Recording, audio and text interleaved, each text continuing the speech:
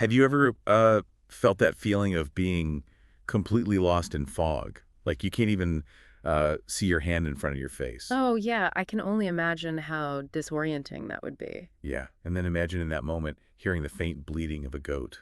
Ooh, spooky. Well, welcome to the 100th episode of Iranian Things. Wow, 100 episodes already. I know, right? It feels like just yesterday we started exploring all the hidden corners of Iranian culture. Yeah, diving into folklore, mythology, cryptozoology. Time flies when you're having fun. I'm Mars. And I'm Tannaz. And today we're going deep into a story that's both tragic and hopeful, all about a creature that comes from a place of loss, but ends up protecting others. That sounds fascinating. Yeah, so we're going to the mountains of Iran to meet the Lek people. Oh, I've heard of them. They have such a strong connection to nature and a really rich oral tradition. Exactly, and their stories really reflect that, like their resilience and wisdom in the face of some pretty harsh conditions. Yeah, I can see how living in those mountains would definitely shape your worldview. For sure. And in one of their stories, we find the Garkarhoyar. Garkarhoyar, that's a new one for me. Yeah, a bit of a strange name at first. So the Garkarhoyar is a goat, but not just any goat. It's a goat that's affected by a mysterious ailment, also called Garkarhoyar. Huh. So they use the name of the disease to describe the creature itself. Yeah, which is really interesting, right? It's almost like the creature is like defined by its suffering. Yeah, it adds another layer to the story for sure. It makes you think about what the Garkarhoyar might represent to the Lash people. Definitely. So the story goes that this goat got the Garkarhoyar disease during a really bad winter.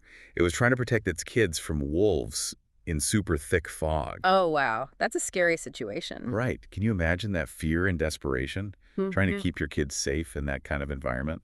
And the fog itself, it's not just weather, it's like a symbol. Oh, yeah, for sure. It represents all those things we can't see or control, the unknown. Yeah, it's that feeling of vulnerability when you're up against something so much bigger than yourself. Exactly. And in this story, the fog leads to tragedy for the Garkarhoyar. Oh, right. Because the goat wants to find a way through the fog so badly that it tries to eat it. Tries to eat the fog. Yet literally, like consume the unknown to try and clear a path. Wow, that's a pretty powerful image, this desperate attempt to fight against the forces of nature, Yeah, but ultimately, it doesn't work. which kind of speaks to that idea of the limits of human power, right? For sure. Sometimes, no matter how hard you try, tragedy just happens. And that's kind of a key part of the Lak people's worldview, I think. Yeah, it's about accepting that sometimes things are outside of our control. And that tragedy is where the Garkarhoyar story takes a turn. Because the goat, having lost its kids, becomes a protector of anyone else lost in the fog. So it's like taking its own pain and turning it into something positive. Yeah, like a form of redemption, right? Making Okay. sure no one else has to experience that same loss. It's a powerful message. Finding purpose in loss, using your experiences to help others. Exactly. And the Lak people even have a chant they use when the fog clears. Kare Hava, Hovardi. Kare, Hava. Yeah, it means work without air, which perfectly describes that feeling of being trapped in the fog, right? Yeah, like you can't breathe. Yeah. And the Hovardi is acknowledging the creature that helps them through it. Right. I just love how these stories, these pieces of folklore, can be so much more than just entertainment. Oh, for sure. They give us a glimpse into a culture's values, their fears, their hopes. Absolutely. And the Garkarhoyar shows us the Lak people's resilience, their connection to nature, and that strong sense of community. It's really beautiful, actually. So what do you think about the Garkarhoyar? What stands out to you the most in this story? That's a good question. Let us know your thoughts in the comments.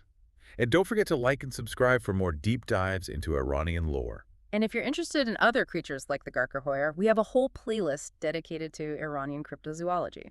Definitely check it out. Until next time. See ya!